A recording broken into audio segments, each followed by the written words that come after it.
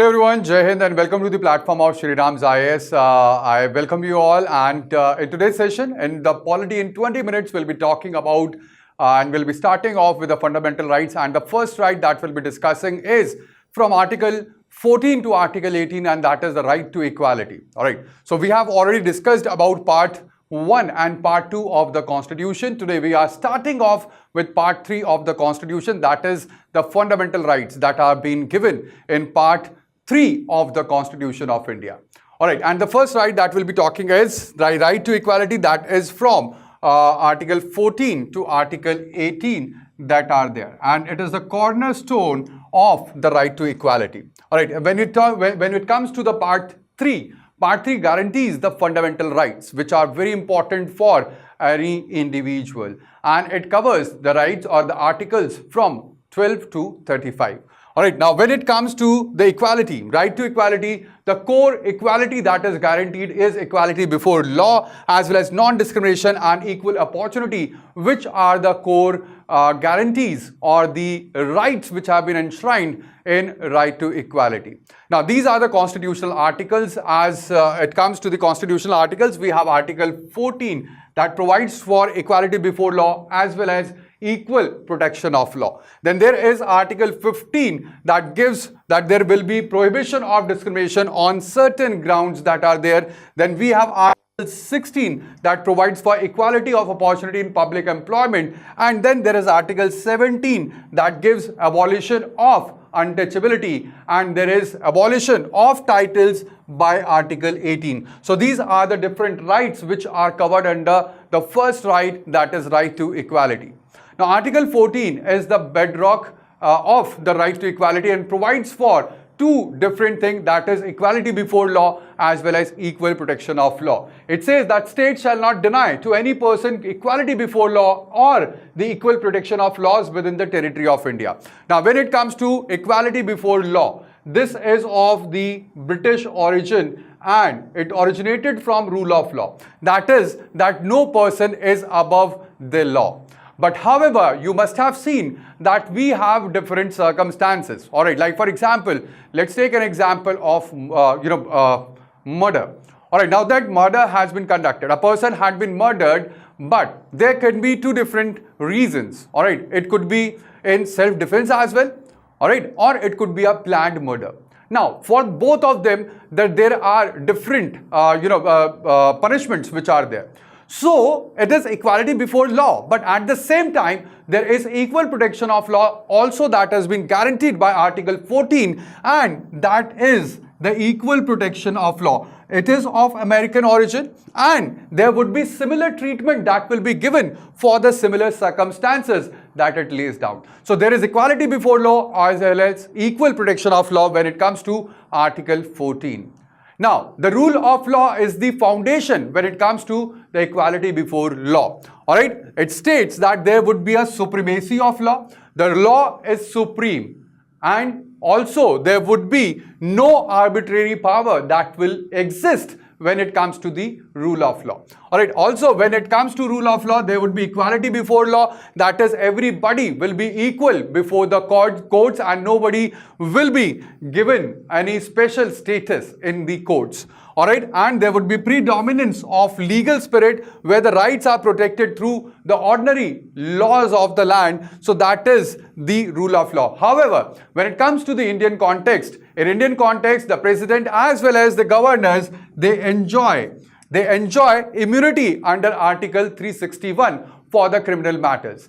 Alright, and there are special laws which have been formed or framed for the armed forces personnel, women as well as scheduled caste and scheduled tribe communities. So they have been given special protection as well.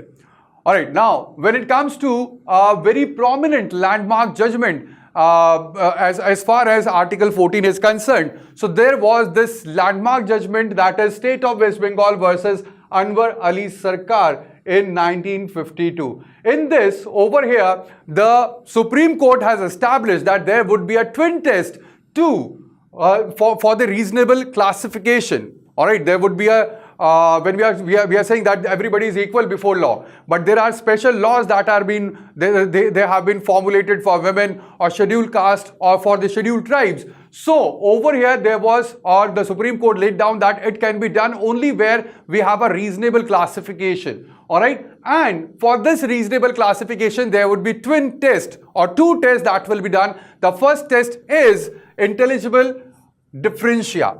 That is, when we are talking about different classification, we are classifying a group separately and we are making certain special laws for them. So over here, the classification must be based on a very clear and rational distinction. And these groups must differ in meaningful ways relevant to the law's purposes as well. And then there is second test also, that is the rational nexus. Alright, where the classification must have a logical connection to the law's objective, that another law that you are framing for them. Alright, so what is the objective? Like for example, when we talk about the special laws which have been formulated for women, yes, women have been oppressed for so long in the society. So over here there is a logical connection for framing laws for women, and women they fall into an intelligible differentia as well, and therefore these are the twin tests that had been pronounced by the Supreme Court in State of West Bengal versus Anwar Ali Sarkar in 1952. Now, there had been other landmark judgments as well when it comes to the Article 14. There is the first one is that I am talking about right now. It was in 1974, E.P. Royappa versus State of Tamil Nadu, where it was said that the right to equality is an antithesis of arbitrariness, as well as it had expanded the scope of right to equality beyond formal classification. Then we had in 1978 Menka Gandhi versus Union of India, where the Supreme Court laid down that Article 14 includes fairness in procedure, and there were a revolutionary interlinking or interpretation that linked Article 14 along with Article 19 as well as Article 21. Alright, and then Indra Sone versus Union of India in 1992, a very remarkable case where the Supreme Court validated that the reservations are valid. There are valid reservations that were done, and that falls under reasonable classification, that was, or the twin test that was relied upon in Anwar Ali case, and also established that there will be a 50% cap on the reservation that would be provided, that was pronounced during Indra Sone versus Union of India case in 1992. Alright, next article, this was Article 14. Next article is Article 15, that is prohibition of discrimination. And this discrimination has been prohibited on basis of, or the state will not discriminate against any person on the basis of religion, race, caste, sex, or place of birth. So these are the the prohibition of discrimination that had been on certain clauses or on certain conditions, and where these discrimination will be applicable or prohibition will be applicable, that is, everybody will have access to the public place, for the educational institution, public facilities, as well as social spaces. Now, when it comes to protective discrimination, so we are saying that there will be no discrimination. There had been prohibition of the discrimination, but at the same time, there are special provisions which have been made for women, for the backward classes. So over here, the discrimination had been, it had been given. And that is what we call as protective discrimination. It allows special provision for the backward classes through the clauses 3, 4 and 5 of the Article 15. Alright, and also there are affirmative actions for the advancement of these backward people that we are, or the backward classes that we are talking about right now. Now, these Article 15 have evolved through key amendments that were done.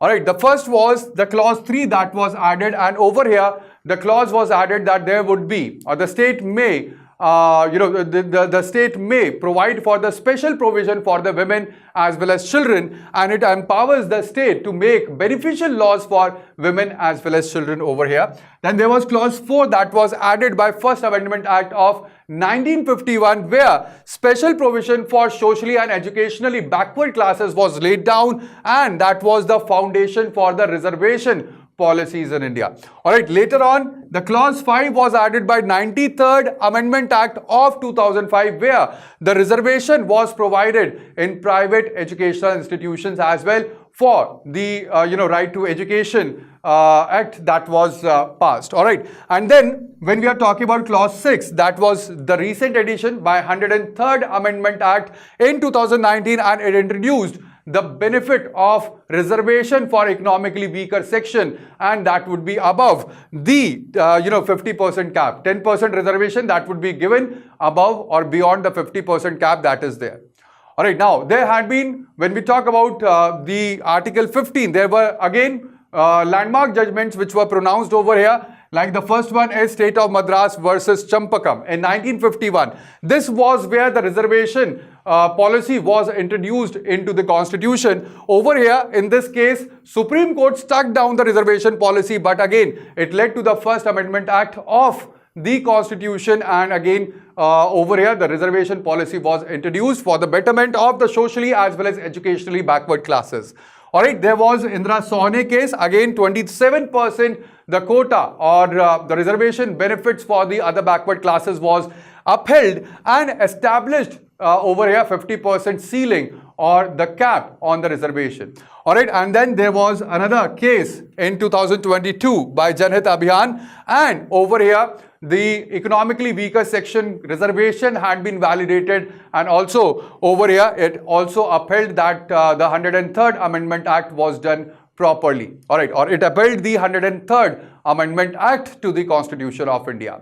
The next article is the Article 16, that is equality in public employment, and it states that everybody will have equal opportunity for the public employment. All right, this is for the citizens. This is for all the citizens in the public employment, and it prevents again over here discrimination in jobs when it comes to the public employment or the employment under the government offices. However, over here again we have different reservation benefits which have been provided over here. We have clause 4 that provides reservation for the backward classes. We have clause 4A that was added by 77th Amendment Act in 1995, provides for reservation in promotions, and clause 4B that provides for carry forward rule for unfilled vacancies, and this was added by 81st Amendment Act in 2000. In year 2000. All right, the next over here, which are the different landmark judgments. Again, over here we have Indira Sawhney case versus Union of India in 1992, which established 50% cap on the reservation.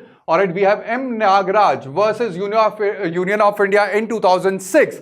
Over here, it upheld there would be reservation in promotion with the conditions, and also it required that there would be quantifiable data on the backwardness of a particular class of the person if there had to be reservation in promotion. All right, and there was Jarnail Singh versus Lakshmi Narayan case in 2018, where the Supreme Court extended creamy layer concept for the promotions in scheduled caste and scheduled tribes, and also balance equity with the merit considerations. So these are the landmark judgments for Article 16. The next comes Article 17, which had abolished the untouchability. All right, and this had been abolished by the legal provision of the Protection of Civil Rights Act 1955, which punishes the untouchability practices, as well as there is a comprehensive protection given under the Scheduled Caste or Scheduled Tribe Prevention of Atrocities Act 1989, where stringent provisions had been laid down for any caste-based violence. All right, so there is direct prohibition with no exception, and also one of the most important thing over here, when it comes to the fundamental rights, all the fundamental rights have, or they are not absolute rights. Please remember this, that no fundamental right is an absolute right, because when a right has been guaranteed or it has been given, there are certain reasonable restrictions which are there with every single fundamental right except from this right. This is the only right in our constitution, that is the absolute right. There is no condition, and the untouchability in any practice in any form had been abolished, or it had been prohibited completely by Article 17. All right. Then comes Article 18, that is abolition of titles, and it provides that there will be no titles that would be given except from the academic and also military distinctions. Alright, the citizens cannot accept titles from the foreign states, as well as it prevents creation of artificial social hierarchies which were earlier there in the British Raj, as well as it promotes egalitarian society or equalitarian society that is there. So over here there is abolition of the titles under Article 18, and what are permitted? You are permitted from using the academic distinctions, like for example if you have done PhD, you can use doctor, alright, or you can use the professor in front of your name. Alright, there are Padma awards, they are permitted, but again they cannot use it in front of their name. Alright, so over here I'll say that Padma awards or the other awards, they are actually not considered as titles because they cannot be used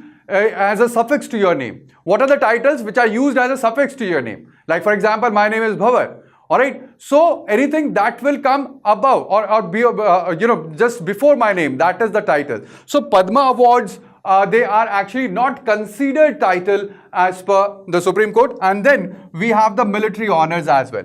Alright, so military honors can be used, like for example, if you are serving in the army and your rank is colonel, so you can use colonel in front of your name, colonel so and so. Alright, so again these are permitted, but sir or the lord, the titles that were given by the Britishers, the Khan Bahadur, Rai Bahadur, such type of titles had been abolished completely.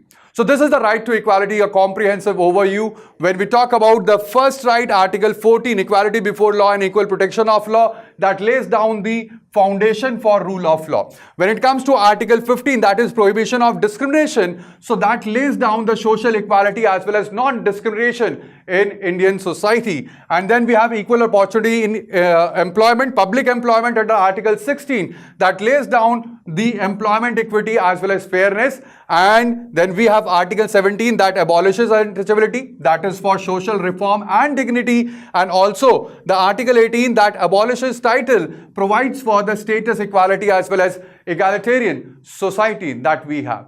Alright, also when we talk about this, a right to equality, it provides or it has been envisioned by the preamble as well. When we are talking about the preamble states about economic justice. So we have economic equal opportunity in the matters of public employment. It talks about political justice. So there is equal voice of everyone in governance. It talks about the equality of status. There is no artificial hierarchies, and there had been abolition of the titles that had been done.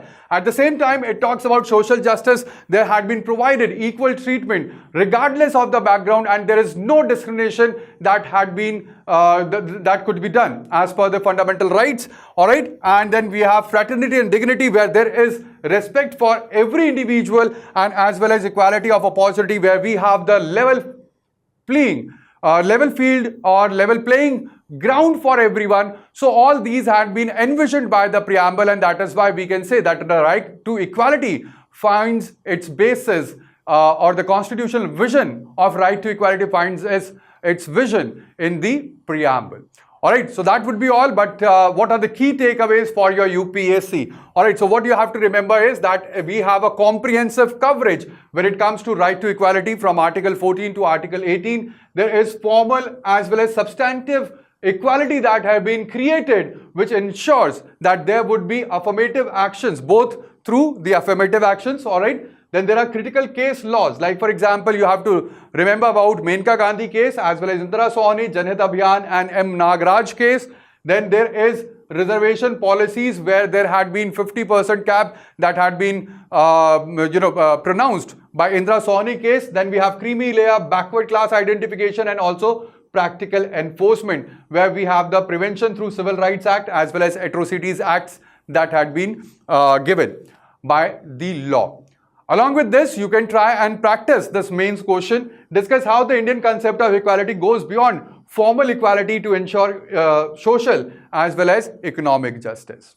Alright, now after the session, you can test your knowledge. If you are able to answer these questions, that means that you have covered right to equality in true spirit. Alright, the first one is, what is the difference between equality before law and equal protection of law? The second question is, which article abolishes untouchability and what laws enforce it? and what is the 103rd Amendment about and when was it upheld, and which articles specifically allow reservation for the backward class. Alright, so that would be all. Thank you for watching me in this series, that is Polity Concepts in 20 minutes. Alright, the next lecture would be on right to freedom. Alright, we'll be talking about right to freedom, that is from Article 19 to Article 22, as well as thank you for watching, and plus do not forget to like the session as well as share with your friends who are preparing for the UPSC, and plus do not forget to follow us for more such updates. Alright, so thank you, subscribe as well as continue your learning. So that would be all. Thank you, bye bye, take care, Jai Hind.